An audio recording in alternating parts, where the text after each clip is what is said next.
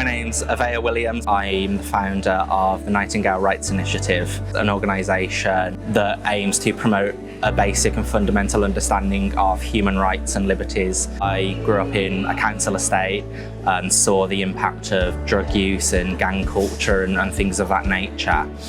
And seeing that a lot of that often came from a lack of social rights and people from lower socioeconomic backgrounds, again, disproportionately impacting people of colour, people with learning disabilities or mental health conditions.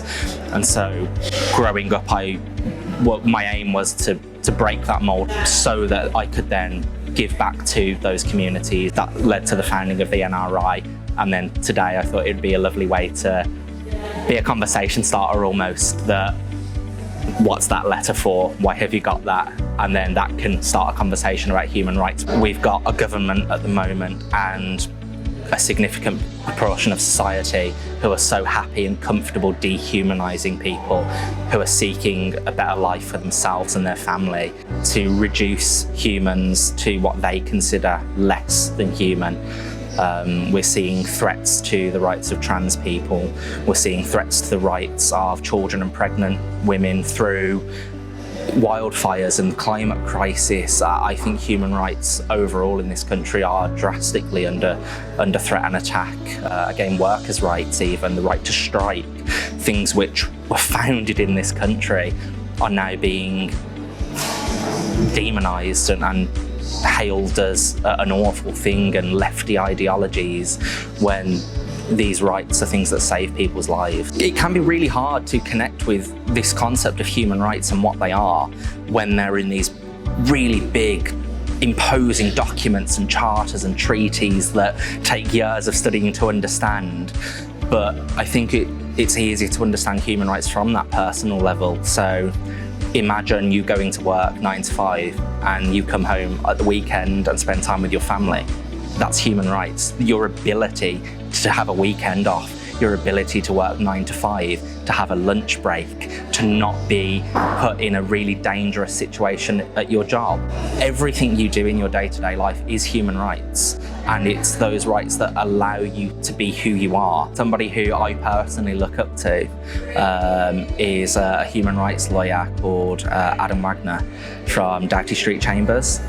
And he has massively furthered the cause of human rights from that personal understanding. He is really big on Twitter and promotes those basic ideas. He founded and runs the Better Human podcast that, again, talks about these fundamental concepts of human rights and discusses issues of the day. He was very vocal about the Uyghur Muslim genocide currently happening in China and things of that nature. So he's somebody within this sphere that I do look up to. The NRI, it's envisioning a world where everybody knows what human rights are and everybody understands their basic human rights, what they can do within this society and what they should be empowered to do. It's about advocating and campaigning for a society and a country and a world where breaches of human rights aren't a thing and they are a thing of the past.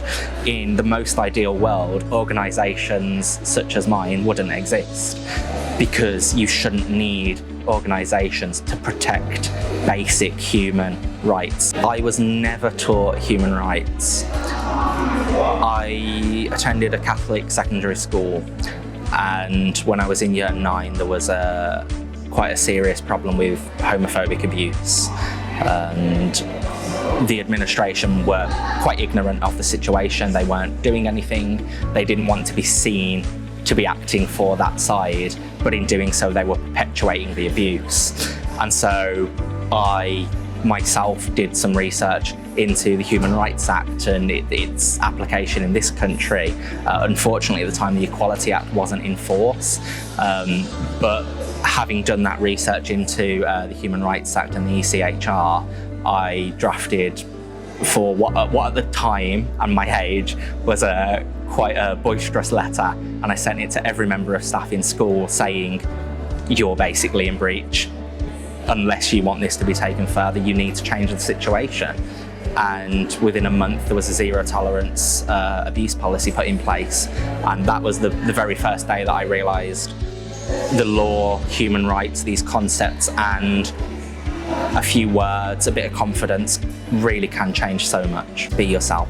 Don't change who you are to fit a mold, to fit anything else. I think being yourself is the easiest but also the hardest bit of activism you can do, because in being yourself, in showing that you're confident, in expressing who you are using those human rights. We live in a wonderful age of the internet, and there's so much that's accessible nowadays. A Google search of human rights organisations within your area, volunteering organisations like Do It and Reach will have organisations on them who are looking for people.